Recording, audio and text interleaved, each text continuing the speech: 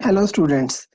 हम लोग last class में देख रहे थे कि थ्योरेटिकली क्लास क्या होती है, डेटा मेंबर्स क्या होते हैं, फंक्शंस क्या होते हैं, फिर उसके बाद उसके अंदर एक्सेस मॉडिफायर्स क्या होते हैं, ऑब्जेक्ट्स क्या होते हैं, सारी चीज़ें बड़ी डिटेल में हम लोग थ्योरेटिकली डिस्कस कर चुके हैं। आज हम लोग देखेंगे कि प्रैक्टिकल इम्प्लीमेंटेशन क्या है। प्रैक्टिकल इम्प्लीमेंटेशन करने से पहले मैं आप लोगों से एक छोटी सी एग्जांपल डिस्कस करना चाहता हूँ, जिसे हम आज आगे लेके चलेंगे क्लास के रिलेटेड। तो आप लोगों ने ये एक्स वाई ग्राफ कह लें, इसे कार्टेशियन मैट्रिक्स कह लें, जो आप इसे इजीली समझ सकें वो होता है। आपने पॉइंट का भी सुना होगा। तो अगर हमने यहाँ पे पॉइंट को लोकेट करना हो तो कैसे करते हैं?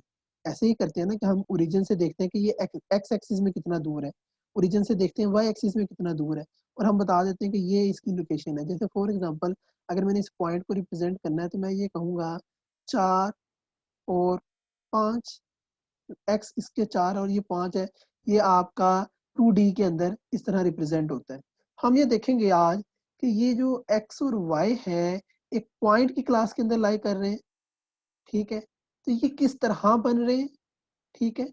इसके रिलेटेड फंक्शंस किस तरह होते हैं, और जो पिछली क्लास के अंदर हम लोगों ने कॉन्सेप्ट डिस्कस किए, उसको हम लोग डिटेल में देख रहे होंगे। सबसे पहले हम लोग देखते हैं क्लास का सिंटैक्स क्या होता है। सबसे पहले मैं हेडर इंक्लूड कर देता हूँ ताकि इशू ना आए। इसके बारे में भी किसी दिन हम लोग लेक्चर रखेंगे कि ये हैश इंक्लूड आईओ स्ट्रीम और यूजिंग नेम स्पेस एसटीडी हम लोग क्यों लिख रहे होते हैं। अच्छा, अब हमने क्लास का सिंटैक्स क्या था? सिंपल हमने क्लास का वर्ड लिखना था। अब हमारी क्लास क्या थी? पॉइंट थी जो हमने बनानी थी, फिर आगे करली ब्रैकेट्स और एंड पे सेमीकोलन। फिर हमें पता है कि हर एक जिस भी आपने प्रोग्राम लिखना होता है उसके अंदर मेन लाजमी होता है, उसको हम लिख लेते हैं इंट मेन वॉइड और return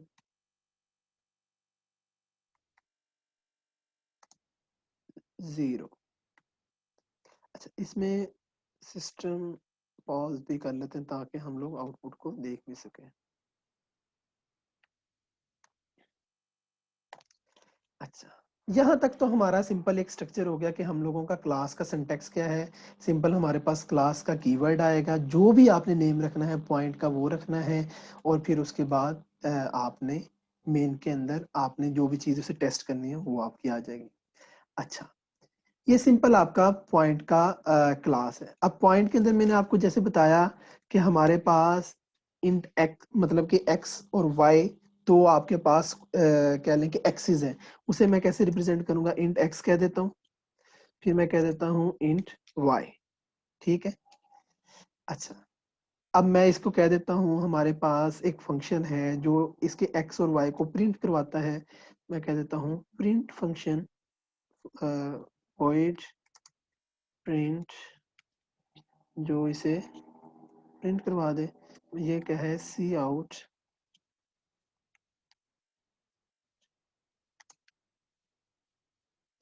x coordinate is x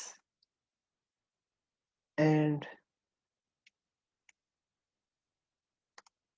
Y coordinate is Y, ठीक है? और शुरू में मैं कह देता हूँ डमी वैल्यूज के साथ में इसे इनिशियलाइज कर देता हूँ। फॉर एग्जाम्पल ये 2 के साथ है और ये 3 के साथ है, हार्ड कोडेड कर देते हैं अभी के लिए। तो ये एक ऐसा फंक्शन है जो मेरी एक्स और वाई की वैल्यू को प्रिंट करवा रहा है। अब ये प्रिंट के वैल्यू को एक्सेस करने के लिए क्या करना होगा? हमें इस क्लास का ऑब्जेक्ट मेन के अंदर बनाना होगा। हम क्या करते हैं? सबसे पहले पॉइंट क्लास का ऑब्जेक्ट बना लेते हैं ओबीजे। अच्छा, ये एरर क्यों दे रहा है? ये एरर इस वजह से दे रहा है, ये मैंने इंटेंशनली किया है। आप देखें ये जो पॉइंट पी है ये यहाँ पे कैपिटल है, तो यहाँ पे आपके पास पॉइंट पी कैपिटल होना चाहिए। मैं इसे कैपिटल कर देता हूँ तो आप देखें कि वो ऑब्जेक्ट का एरर रिमूव हो गया। अब क्या है? हमने इस ऑब्जेक्ट के थ्रू इस प्रिंट फंक्शन को एक्सेस करना है, तो मैं क्या करता हूँ ओबीजे डॉट प्रिंट। अच्छा, अब देखें कि मैंने जब डॉट किया तो आपको आगे कोई भी गाइडेंस या प्रिडिक्शन नहीं मिली। उसकी वजह ये है कि आपने यहाँ पे एक्सेस मॉडिफायर्स कोई नहीं लगाए हुए। एक्सेस मॉडिफायर कौन से याद करें, पब्लिक, प्राइवेट और प्रोटेक्टेड। अगर आप यहाँ पे एक्सेस मॉडिफायर स्पेसिफाई नहीं करेंगे तो मेन के अंदर ऑब्जेक्ट के थ्रू ना आप एक्सेस एक्स को एक्सेस कर सकेंगे, ना वाई को एक्सेस कर सकेंगे और ना ही प्रिंट को एक्सेस कर सकेंगे। अभी लेट्स सपोज मैं कहता हूँ कि मैंने तीनों को एक्सेस करना है, मैं कह देता हूँ तीनों को पब्लिक कर दे।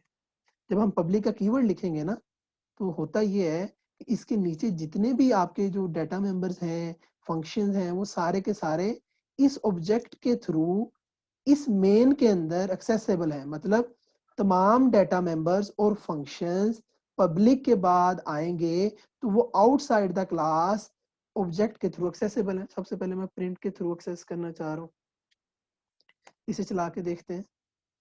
इसे चलाते हैं तो देखते हैं कि क्या हमारी रिक्वायर्ड इनपुट आती है, आउटपुट आती है, सॉरी। आप देखें वो कहता है X coordinate is 2 and Y coordinate is 3। क्या हमने यही रखा था? इसे जाके देख लेते हैं। यहाँ पे आप देखें कि हमने जब डमी वैल्यूज 2 और 3 रखी हुई थी तो आपके पास रिक्वायर्ड 2 और 3 आ गया। अच्छा, अब देखें अभी तक हमने क्या किया।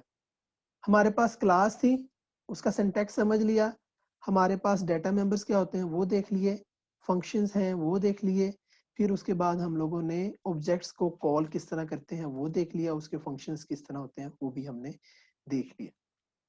अच्छा, एक तो चीज ये होगी कि जो हम लोगों ने लास्ट क्लास में डिस्कस किया था।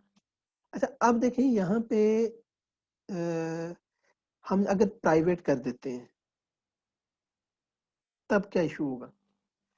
जब हम प्राइवेट करते हैं ना तो आप यहाँ पे सेव कर लें तो आप देखें कि यहाँ पे साथ ही एरर आ जाएगा, ये इसे अलाउ नहीं करेगा। अच्छा, तो प्रैक्टिस, गुड प्रैक्टिस क्या होती है कि जो आपके डाटा मेंबर्स होते हैं ना मोस्टली हम उसे प्राइवेट ही रखते हैं। बहुत शायद जरूरत पड़े तो तब हम उसे पब्लिक करते हैं। इसका कॉन्सेप्ट आगे आएगा तब हम डिस्कस करेंगे। अभी मैं करता हूँ सिर्फ फंक्शन को अपने पब्लिक कर देता हूँ और डाटा मेंबर को अपने प्राइवेट कर देता हूँ और चला के देखता हूँ तो आपके पास तब भी कोई एरर नहीं आएगा। तो ये देखें सेम वही चीज है। अच्छा, अब एक चीज हम लोगों ने और लास्ट क्लास में डिस्कस की थी। मैंने कहा था हमारे पास जो फंक्शन है, फंक्शन बनाने के दो तरीके हैं। एक तरीका तो हमने देख लिया कि हम लोगों ने क्या किया, इसी क्लास के अंदर हम लोगों ने इस फंक्शन को बना दिया। दूसरा तरीका क्या है? दूसरा तरीका यह है मैं इस क्लास के बाहर जाऊं और इस फंक्शन को बना लूं। मगर ये कैसे पता चलेगा कि ये वाला फंक्शन इस क्लास का है या ग्लोबली अवेलेबल है? इस क्लास के लिए मैंने आपको बताया था इस क्लास का नेम लिखेंगे इस फंक्शन से पहले, पॉइंट इस क्लास का नेम, स्कोप रेजोल्यूशन ऑपरेटर लगा लेंगे। अब ये तो पता चल गया कि इस क्लास का, मगर ये क्लास के अंदर नहीं बना हुआ तो क्लास के अंदर हम बना लेते हैं पॉइंट, सॉरी प्रिंट फंक्शन, मगर इसकी रिटर्न टाइप क्या थी? वॉइड। तो ये आउट ऑफ द क्लास आपका फंक्शन बन गया। अब मैं इसे चला के देखता हूँ क्या ये वाकई ठीक है। इसे चला के देख लेते हैं। आप देखें सेम फंक्शन है। तो आज के लेक्चर में हम लोगों ने क्या देखा? हम लोगों ने ये देखा कि क्लास का सिंटैक्स क्या होता है, डाटा मेंबर्स क्या होते हैं, data functions, sorry member functions क्या होते हैं, एक्सेस मॉडिफायर्स क्या होते हैं, पब्लिक प्राइवेट प्रोटेक्टेड का आगे हम जब देखेंगे तब बताऊंगा मैं आपको। इनलाइन फंक्शन क्या होते हैं, out of the line function क्या होते हैं, फिर उसके बाद ऑब्जेक्ट क्या होता है, फिर ऑब्जेक्ट के थ्रू हम लोग अपने फंक्शंस कैसे एक्सेस करते हैं। अच्छा, एक और चीज मैं आपको बता दूं, ये सिर्फ हम ऑब्जेक्ट के थ्रू सिर्फ फंक्शन ही नहीं, हम डाटा मेंबर्स को भी एक्सेस कर सकते हैं।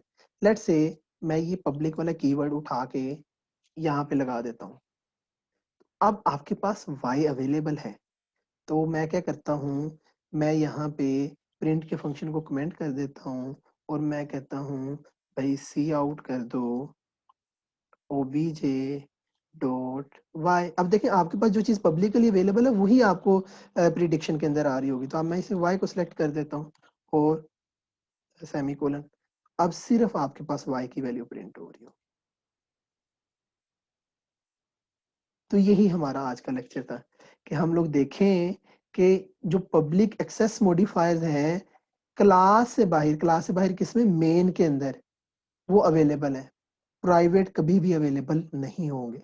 उसके लिए क्या करना होगा, हमें उसके लिए गेटर और सेटर बनाना पड़ेगा, वो हम लोग नेक्स्ट क्लास के अंदर डिस्कस करेंगे। अगर इसमें कोई इश्यू है तो काइंडली कमेंट में मुझे बता दीजिए, मैं इसे फर्दर एक्सप्लेन कर लूँ। Thank you.